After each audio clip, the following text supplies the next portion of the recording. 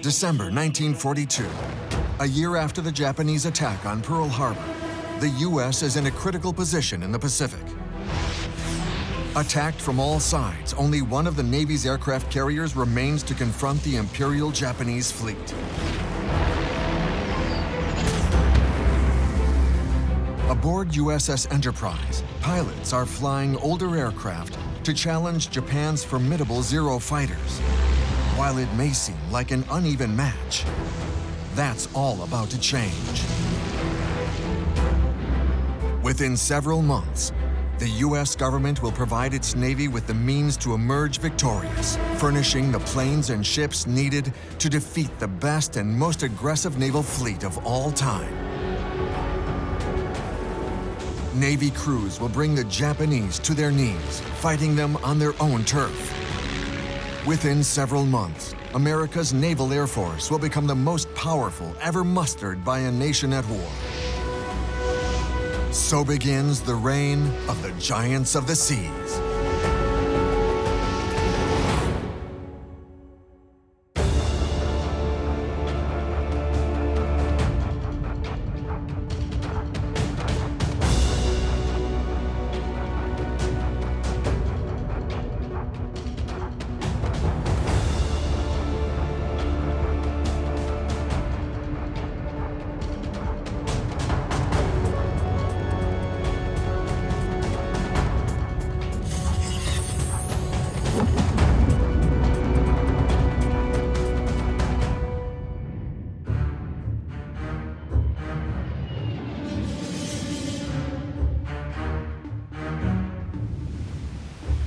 On December 7th, 1941, at dawn, squadrons of Japanese aircraft take off from the decks of 6 aircraft carriers in the heart of the Pacific.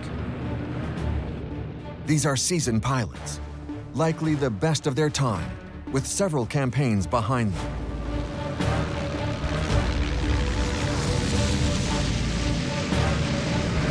The Japanese fleet is intimidating. In addition to their aircraft carriers, in the 1930s, the Empire began construction of the 2 largest battleships ever conceived, Yamato and Musashi. They're the jewels of the fleet, considered decisive weapons for naval battles to come. Now that Japan is on a quest for the raw materials that they sorely lack. Their forces set off in pursuit of vital new territory. Their expansionist politics in East Asia first manifest in Taiwan, Korea, Manchuria, Inner Mongolia, Kyungshu, Hainan, Shaanxi, Hong Kong, and Tonkin. The United States, opposed to this expansionism in the Pacific, quickly becomes enemy number 1.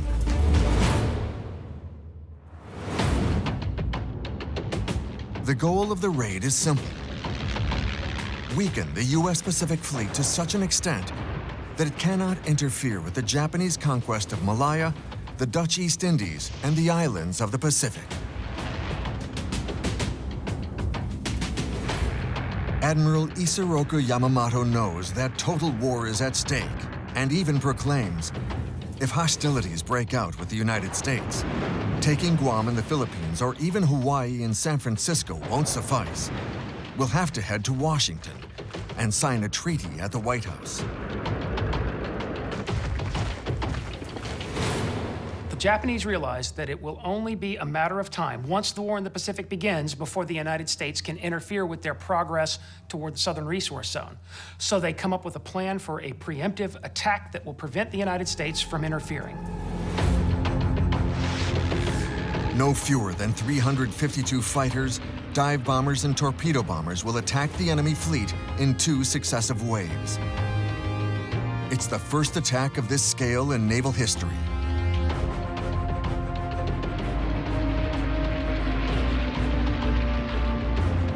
It takes the Americans completely by surprise.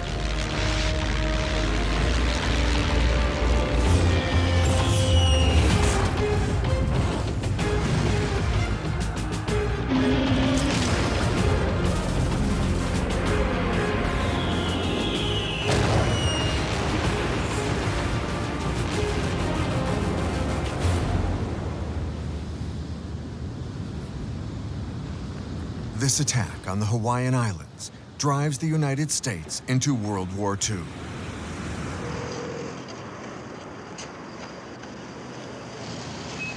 Yesterday, December 7th, 1941, the United States of America was suddenly and deliberately attacked by naval and air forces of the Empire of Japan. I ask that the Congress declare a state of war between the United States and the Japanese Empire.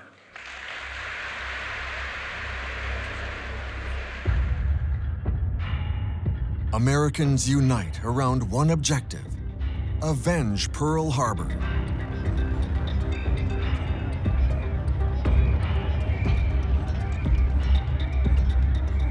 Pearl Harbor flips the switch of American sentiment.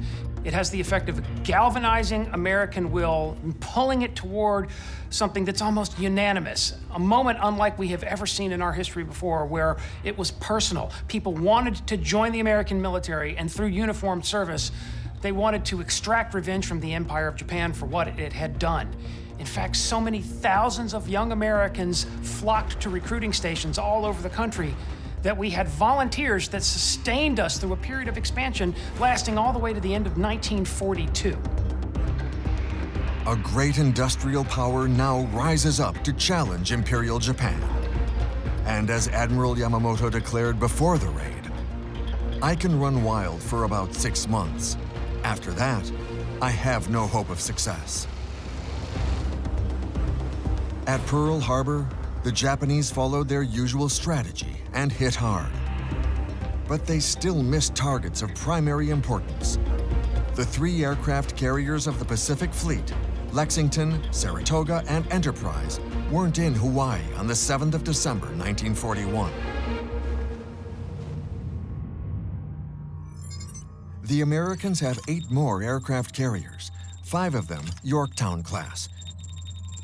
But only 3 of them are stationed in the Pacific. Compared to Japan's 10, the Navy will have to go into battle with the ships it has.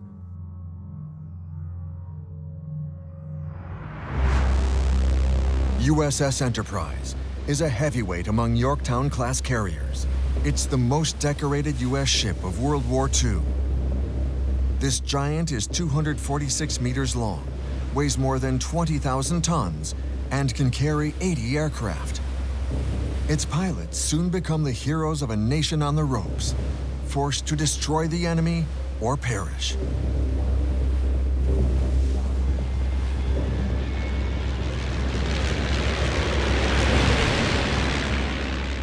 The Douglas SBD Dauntless dive bomber, put into service in 1940, is the first sent into combat. 10 meters long with a wingspan of 12.6 meters, it weighs 4.5 tons. It's slower and less maneuverable than the Japanese fighters, but the Dauntless can still reach a ceiling of more than 7,500 meters. Armed with 2 M2 Browning 50 caliber machine guns, 1 725-kilogram bomb, and 2 45-kilogram bombs beneath its wings, the Dauntless is rugged, effective, and dependable. The pilots nickname it slow but deadly. And yet, the crews pull off some miraculous feats. The Dauntless will sink more ships than any other aircraft involved in the War of the Pacific.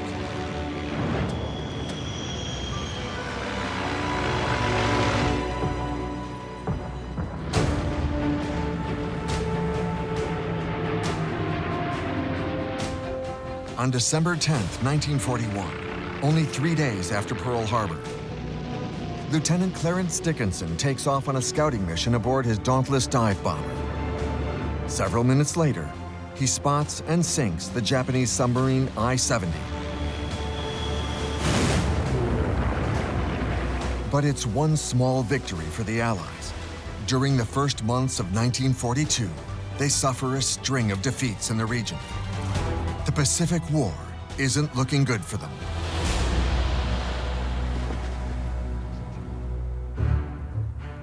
After occupying Manchuria and part of China, Japanese troops are on Alaska's doorstep. To the southwest, they've conquered Burma, Thailand, French Indochina, the Philippines, the Dutch East Indies, Java, the region north of New Guinea, and have reached Wake Atoll, 3,600 kilometers west of the Hawaiian Islands. Churchill and Roosevelt are wondering what they'll do to combat what seems like inexorable Japanese domination.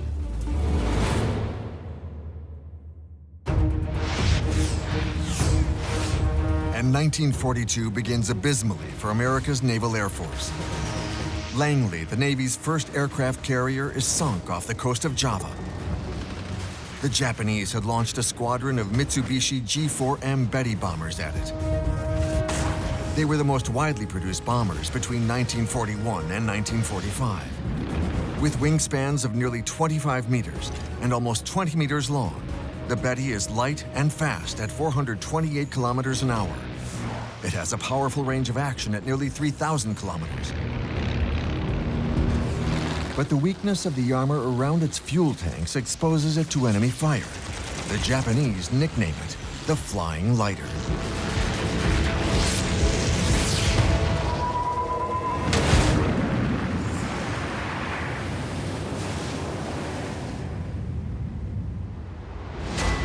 (1942) has barely begun, and the U.S. Navy has already lost an aircraft carrier.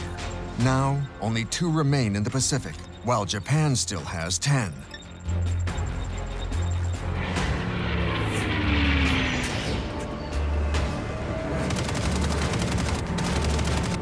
The Americans need a new fighter plane, one that can outperform the infamous Japanese Mitsubishi A6M Zero, designed specifically as a carrier-based fighter.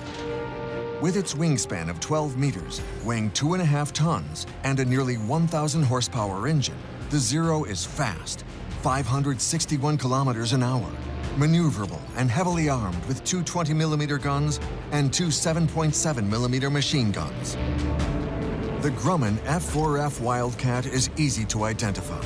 Small and boxy, its wings are fixed in medium position and its landing gear is stowed in the fuselage. It weighs 3 tons and is armed with 6 Browning 50 caliber machine guns and can carry 91 kilos of bombs. Its Pratt & Whitney 1,200 horsepower engine can reach a maximum speed of 600 kilometers an hour. It's only slightly less maneuverable than a Zero fighter.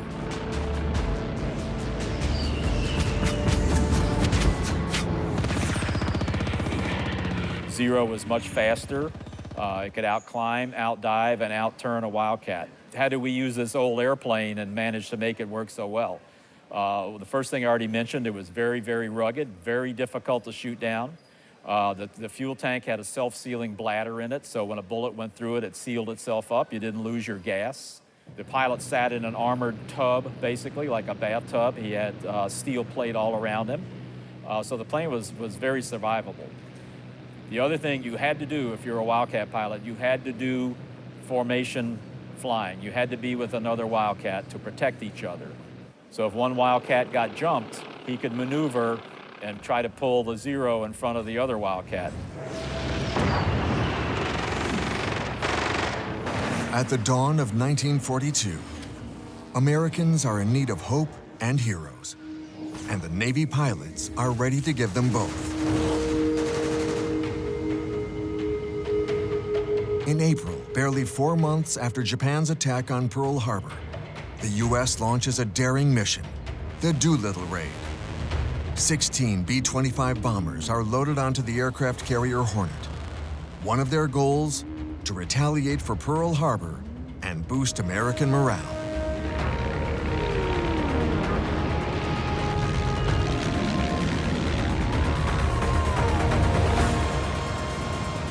But it's a gamble, because the U.S. is going up against one of the best and certainly most aggressive naval fleets in the world.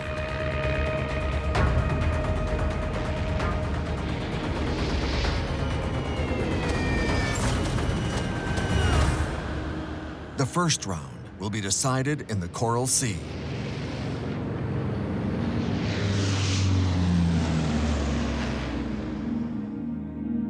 To isolate Australia from its American ally, the Japanese decide in May 1942 to seize two important ports, Port Moresby in New Guinea and Tulagi in the Solomon Islands. Using 3 aircraft carriers, 2 heavy, 1 light, the Japanese fleet will confront American forces based on the carriers Lexington and Yorktown. It's the first naval aviation battle in history. The two groups are separated by a distance of 400 kilometers. A new form of warfare is playing out, a battle beyond the horizon. The ships of the two fleets will face off, sight unseen.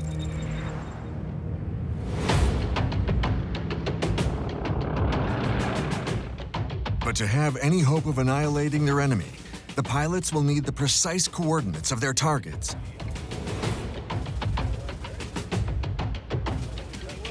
The airstrikes begin on May 7, 1942. Late that morning, the combined air groups of the USS carriers Yorktown and Lexington flush out the Japanese carrier Shoho.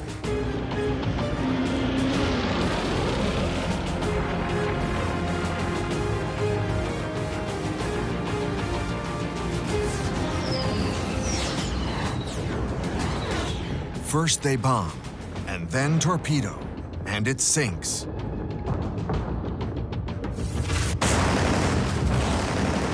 Confusion reigns. As night falls, 27 Japanese aircraft apparently lost almost try to land on the decks of the two American carriers.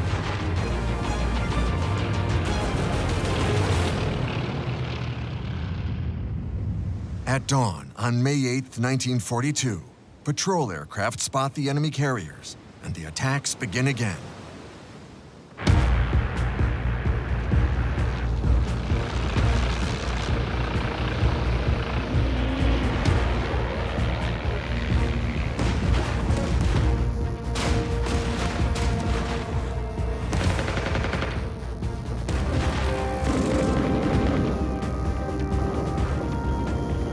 Zuikaku escapes thanks to bad weather, while Shokaku is hit by dauntless torpedo bombers.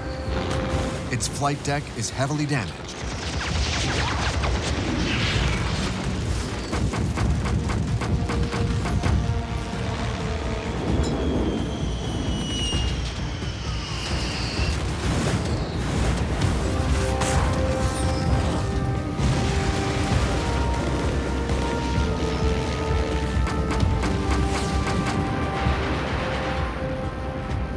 Yorktown eludes 8 torpedoes, but is struck by a bomb.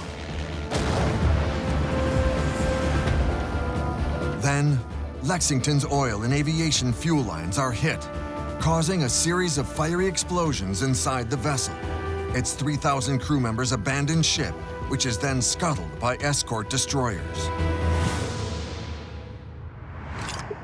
After 2 days of combat, the Japanese have attained only half of their initial objectives. They failed to take Port Moresby in New Guinea, but they do seize Tulagi in the Solomon Islands. The Battle of the Coral Sea is a deadlock in the struggle between the Japanese and the Americans. And what I mean by that is that on a tactical level, the Japanese have an advantage because they sank USS Lexington, one of the American aircraft carriers. But on a higher strategic level, the Battle of the Coral Sea is the first time that a Japanese campaign has been stopped dead in its tracks.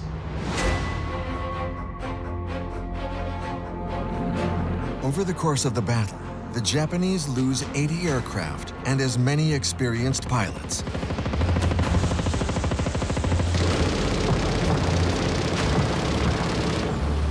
While the Americans strive to recover the bodies of their fallen pilots from the open seas, the Japanese do not. This mission not only neutralizes 3 of their aircraft carriers, the loss of so many Japanese pilots will also have serious repercussions for future battles. At the end of May 1942, with reinforcements from the Atlantic, the United States once again has 3 aircraft carriers in the Pacific. But Yorktown is badly damaged. The Japanese still have 10, with 2 still awaiting repair or rearmament.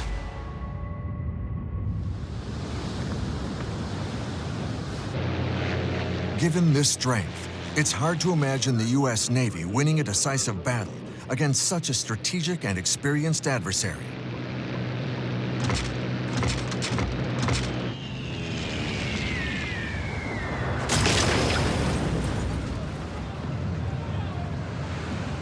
Struck by a 250-kilogram bomb, Yorktown is diverted to Pearl Harbor, 7,000 kilometers away. It arrives on May 27th and is repaired in only 3 days. The Japanese think they've sunk it, but Yorktown reappears on May 30th. Leaving Pearl Harbor, it heads for a small and now famous U.S. territory, Midway.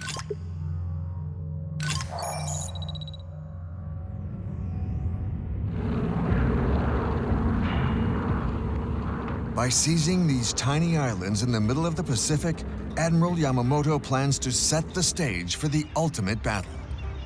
His objective is to destroy the enemy fleet and, above all, sink the American carriers. But he needs a decisive victory.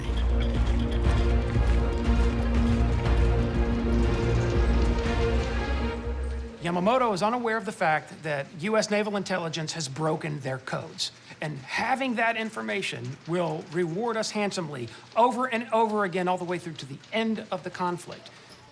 In the short run, though, having broken the Japanese naval codes allows us to position our fleet ahead of the Battle of Midway in such a way as to lay the greatest ambush in naval history.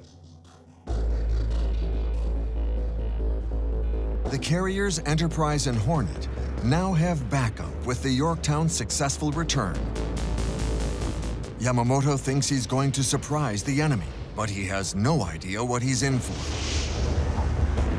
The American Air Group has more than 200 aircraft on board: Dauntless dive bombers, TBD Devastator torpedo bombers, and F-4F Wildcats. They'll be supported by 100 aircraft based at Midway, among them the first torpedo bomber, TBF Avengers.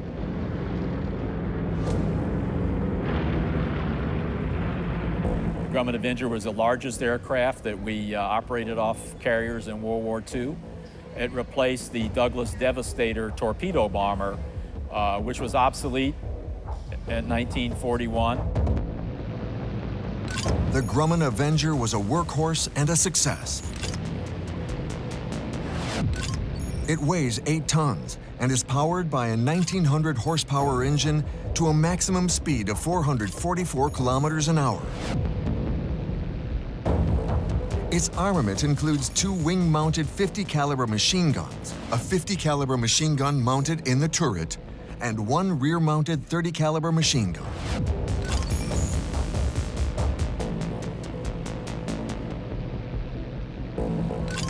It carries 1 900-kilogram torpedo and 8 5-inch rockets.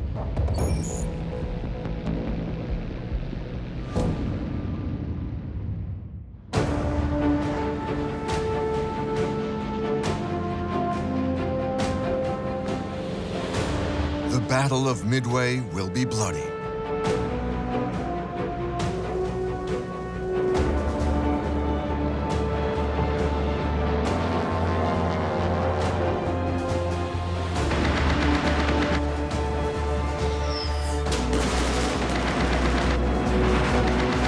Waves of Japanese fighters fly over the atoll.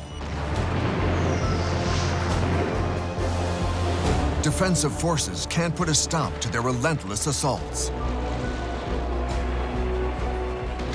And the Japanese think victory may be in the bag.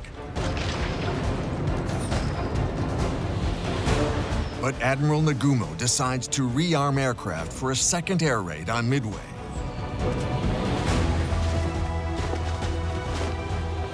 By mid-1942, Japanese naval aviators were the best in the world. American naval aviators were good and they were well equipped. They were just slightly less experienced than the Japanese. For the Japanese, they've been campaigning for 6 months. They're a little bit on the exhausted side. And the Battle of the Coral Sea had proven that they could be beaten. The Americans go into the Battle of Midway with an intelligence advantage, and they're going to use that advantage to get an upper hand.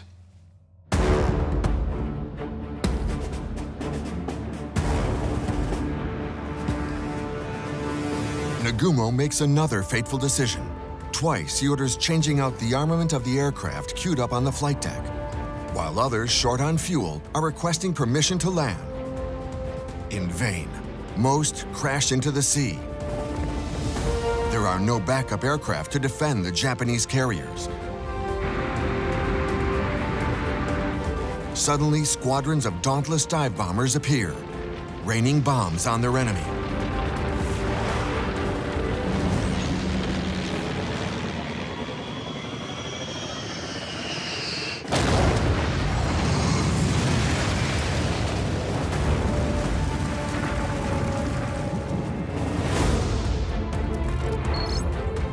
Within 20 hours, the Japanese Imperial Navy loses 4 aircraft carriers: Soryu, Kaga, Akagi, and Hiryu, 1 cruiser, and 253 aircrafts.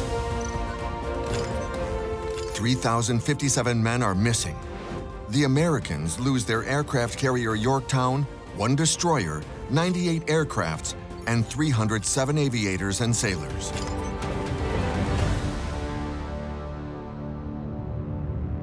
For the Japanese Navy, the Battle of Midway is a catastrophe. They've lost 4 fleet aircraft carriers, they've lost hundreds of pilots, and for them, in order to sustain protracted war against the United States, they're going to need more of all of those. So the Battle of Midway and then the events that follow it are going to put them in this position of having to rebuild all of that strength that they lost at Midway.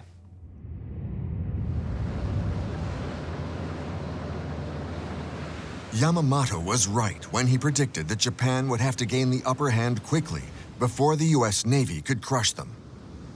6 months after the attack on Pearl Harbor, Japanese expansionism in the Pacific is faltering.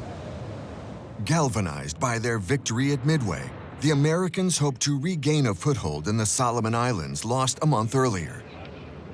They call in Atlantic-based aircraft carriers as reinforcements and launch the first major offensive against the Japanese Empire. On August 7, 1942, Allied forces, primarily American, reach the southern Solomon Islands and land on the islands of Guadalcanal, Tulagi, and Florida. The objective: to prevent the Japanese from occupying them, while using them to launch an offensive on Japan's main base at Rabaul, on the island of New Britain.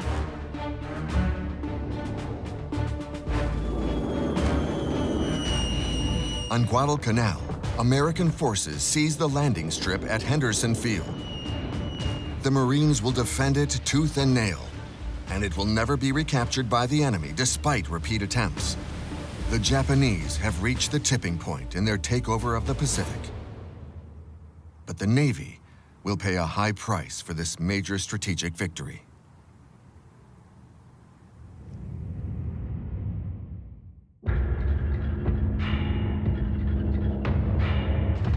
On September 15, 1942, USS Wasp is sunk off the Solomon coastline. In October, the Hornet CV-8 sustains irreparable damages during the Battle of Santa Cruz in the Solomon Islands.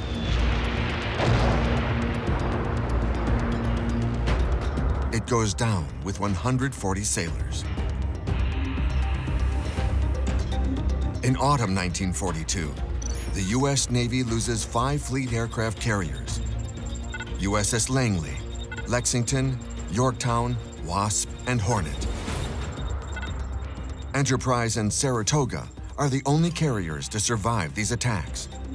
Still, the Americans hold their own. The Japanese have also lost 6 aircraft carriers since the start of the war, but deployed more than their enemy.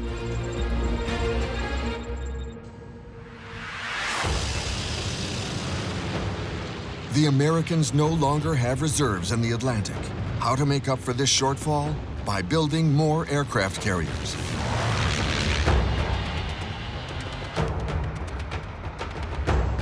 In October 1942, USS Essex, the first of its class, is declared operational. 24 Essex-class carriers will be built in just 2 years, like USS Hornet, second ship of its name. Hornet is a 36,000-ton giant, the length of 3 football fields. It's outfitted with 60 anti-aircraft guns, 50% more than its predecessors of the Yorktown class, and can fire between 140 to 450 rounds a minute. Hornet can surround itself with a barrage of defensive fire. This armament becomes essential in October 1944, when Japan's first kamikazes have only one mission: to sink the Navy's aircraft carriers. Equipped with 5-inch guns, Hornet can open fire on enemy ships or defend itself during landings. Its belt armor is more than 100 millimeters thick. Its deck is also heavily armored to withstand Japanese bombardment. Hornet carries 103 aircraft, fighters, fighter bombers, and torpedo launchers. It can reach record speeds of up to 33 knots and has a cruising range of 15,000 miles, half the circumference of the Earth.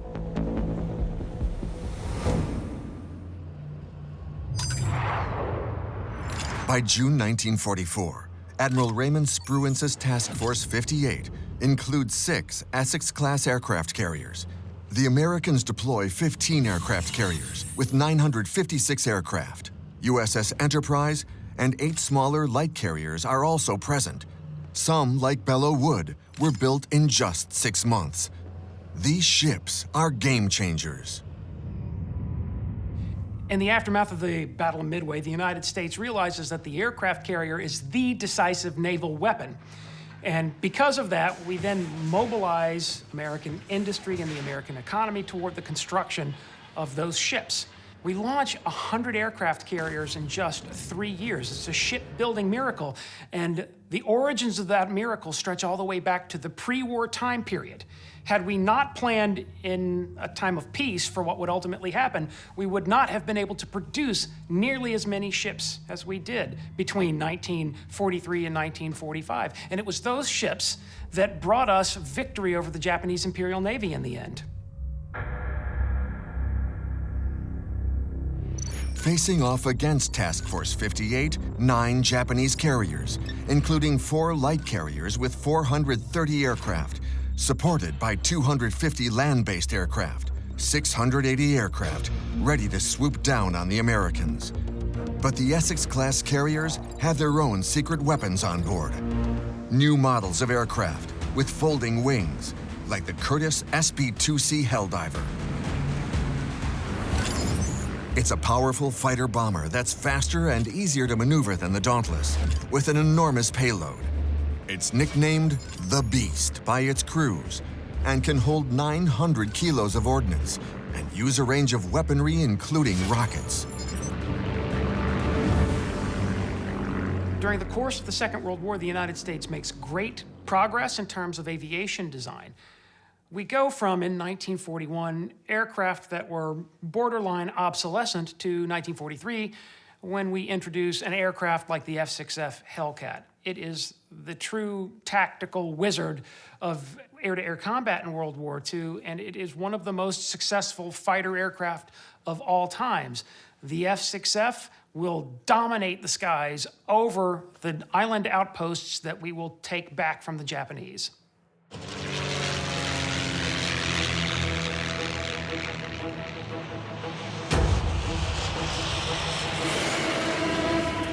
More efficient than the Wildcat with its speed and maneuverability, the Hellcat is a formidable aircraft.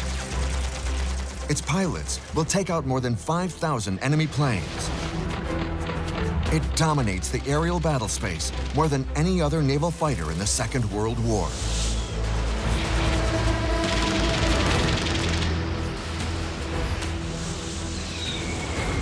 The Hellcat will be the hero of the Battle of the Philippine Sea.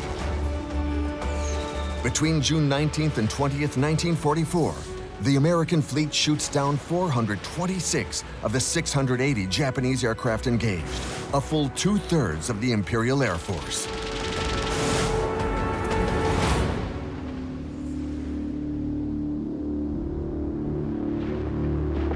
Imperial Japan loses 3 aircraft carriers, and its naval aviation will never recover. While the Americans have lost 130 aircraft, and 76 pilots are either dead or missing. They have just come off a huge victory, thanks to their courageous pilots. These were grueling missions for these aviators.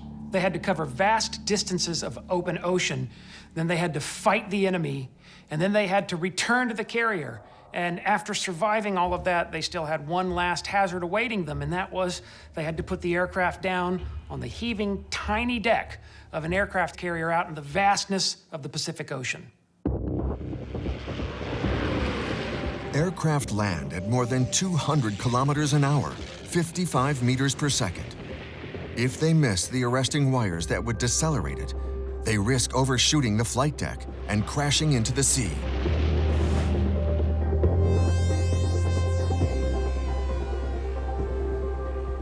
Throughout World War II, Navy pilots had orders to dump all ammunition before landing, out of precaution. Exhausted by their missions, the pilots were practically landing solo. They couldn't rely on any kind of tracking or radio navigation, and in worst-case scenarios, if a plane were to crash on deck without having dumped ammo, they could all go up in flames.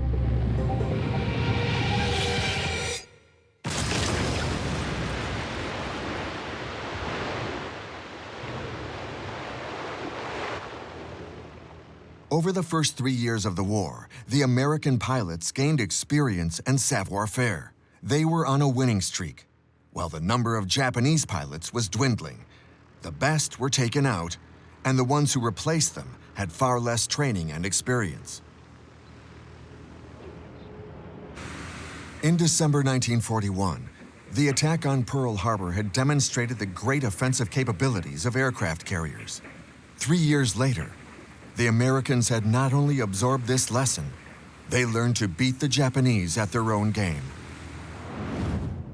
At the end of 1943, the Navy commissioned 17 Essex-class heavy aircraft carriers, 9 Independence-class light carriers, and 74 escort carriers.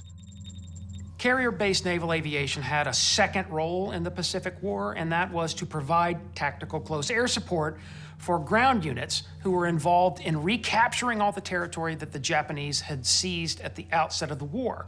Without naval aviators flying in support of ground operations, the ground troops would never have been able to recapture all this territory from the Japanese by the end of 1944.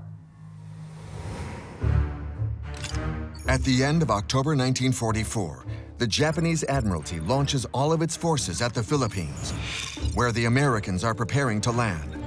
Between October 24th and 25th, in an area about a third of the size of Europe, 4 battles will pit 68 Japanese ships weighing a total of 700,000 tons against 225 American ships with a record weight of 1,316,000 tons. The Battle of Leyte Gulf is the largest naval battle in history. Over 200,000 naval personnel participated in the battle on both sides. There were 16 American aircraft carriers committed to this battle. The Japanese commit 4, 1 fleet aircraft carrier, 3 smaller carriers. 1,800 aircraft are involved in this battle, 300 Japanese, 1,500 American. So it's not only the largest surface action in naval history, it's also the largest naval aviation battle that has ever taken place. And we will never see any more battles in human history that can rival it.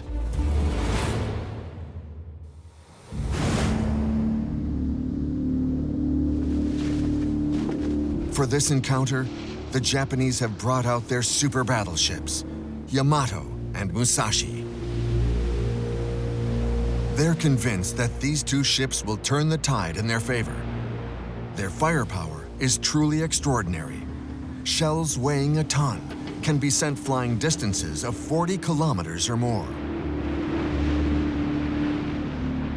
It's fascinating to recognize that even at this late stage in the war, after Coral Sea, Midway, Santa Cruz, Battle of the Philippine Sea, the Japanese still imagine that a single decisive naval action will destroy the American Navy and prevent it from invading the Japanese home islands. And that's why for this, they bring out the big guns. The big guns are going to be there to make us bleed and to ruin our hopes of invading the home islands.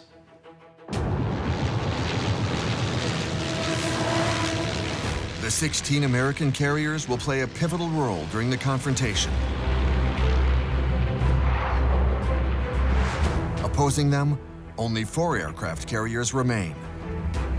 The last of the Imperial Navy's fleet. The night of October 25th, 1944, these 4 ships will have sunk. What options remain? Without experienced pilots, without aircraft, the Japanese carriers served as decoys, allowing other naval forces to attack American amphibious capability during landing, but to no avail. The 116 aircraft they carried were lost. 800 others based on land were destroyed. After the bloodbath of the Mariana Islands campaign, it's the chaos of Leyte Gulf. 3 years after the attack on Pearl Harbor, it's both the end of Japanese naval aviation and long-held ideas of how to wage war at sea. Conventional ships are almost helpless against massive aerial attacks orchestrated by dozens of aircraft carriers.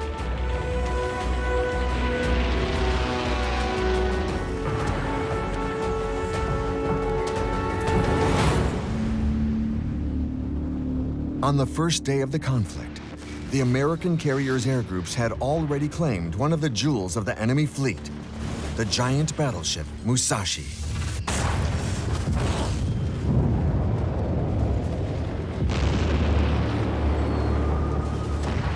$73,000 tons of ship sunk in a matter of minutes after being struck by 17 bombs and 19 torpedoes. Out of a 2,900-member crew, 1,000 went down with the ship.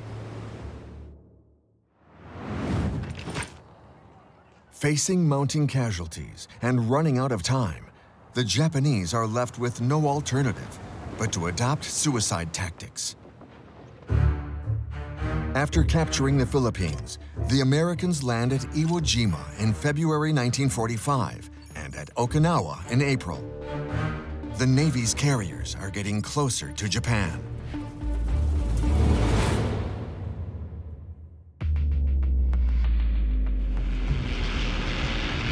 During the Battle of Leyte Gulf, the Americans were faced with the first large-scale kamikaze attacks. It took only 1 aircraft to sink the light carrier St. Lo. 143 crew members died or were reported missing. The suicide attacks will increase, most often carried out by terrified young men, and not the fanatics sometimes portrayed. One of the first kamikazes, Naval Aviator Lieutenant Yukio Seki, sank the St. Lo. He reportedly stated before this final combat mission, "The future of Japan is bleak if it means killing one of its best pilots. I'm not carrying out this mission for the Emperor or the Empire. I'm doing it because I received an order." The events that followed would prove him right. Off the coast of Okinawa, it's open season on American aircraft carriers. Kamikazes will strike fear in American crews. Between October 1944 and July 1945, nearly 4,000 Japanese pilots will perish in suicide attacks, which will fail to change the outcome of the war.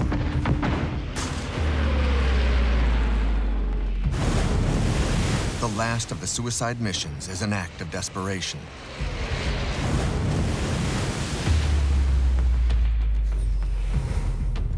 The Emperor himself orders a final operation centered around its last super battleship, Yamato. Its mission is to destroy everything in its path before running aground on the island to serve as a coastal battery.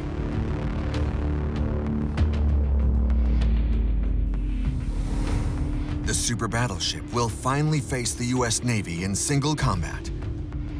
After the destruction of its sister ship, Musashi, the anti-aircraft defenses of this giant have been reinforced. It's ready. The Japanese military high command will finally have the decisive battle that the ship was designed to fight.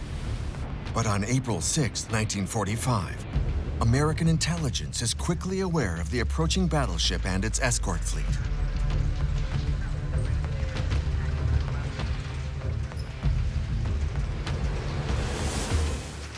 the United States Navy learned that the Japanese super battleship Yamato had sortied from the inland sea and was approaching Okinawa, it suddenly set in motion a fascinating chain of events, because it quickly revealed that within the ranks of the United States Navy, there were still advocates of the two types of Navy. The old Navy, where they imagined the only way of dealing with this threat was by countering it with other battleships.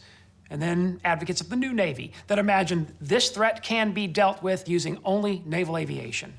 And in the end, what happens is that the new Navy, the new vision, the naval air power advocates, they win, because this new Navy, they get to Yamato first, and they clean it up and left nothing for the old surface power advocates to deal with.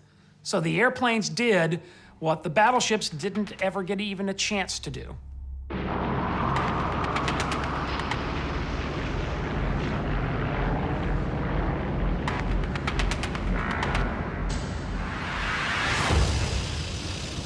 Among these aircraft, the one that will quickly become legendary is the Corsair, the latest of the carrier-based aircraft. Fast at over 700 kilometers an hour and sturdy, the Corsair is one of the best fighter planes of World War II.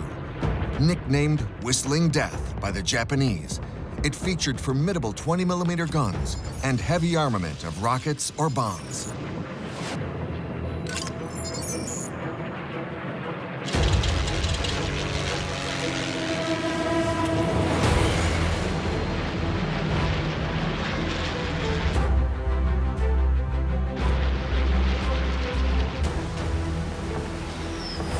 Without air coverage, Yamato is vulnerable. 440 American aircraft, dive bombers, and torpedo bombers will attack in successive waves. At 12:45 p.m. on April 7, 1945, a first attack of 132 aircraft, SB-2C Helldivers and Grumman Avengers, seriously undermines the effectiveness of its anti-aircraft guns and hits a boiler room.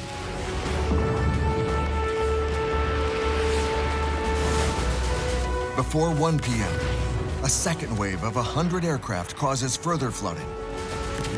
The ship lists to port.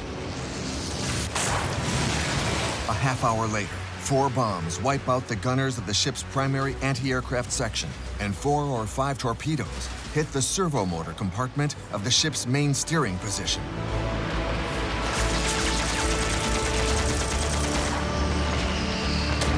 The evacuation order is given at 2:02 p.m. Yamato begins to capsize. At this moment, a fourth wave of American torpedo bombers delivers the death blow.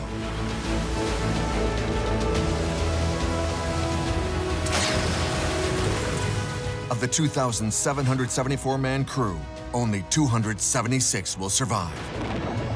The American Navy will suffer losses of 10 aircraft and 12 aviators over the course of the clash. American naval aviation has put an end to the Imperial Japanese Navy. The loss of Yamato in April 1945 marks the end of an era. And that era was the period during about 40 years of human conflict when the battleship was the most powerful weapon that any nation had.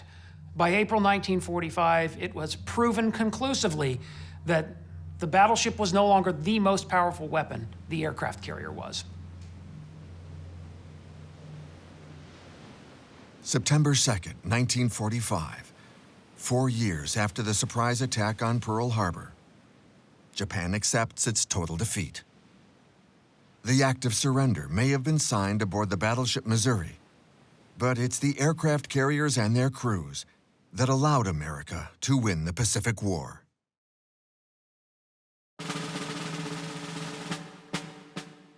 Did the Japanese ever have a chance of winning the final battle?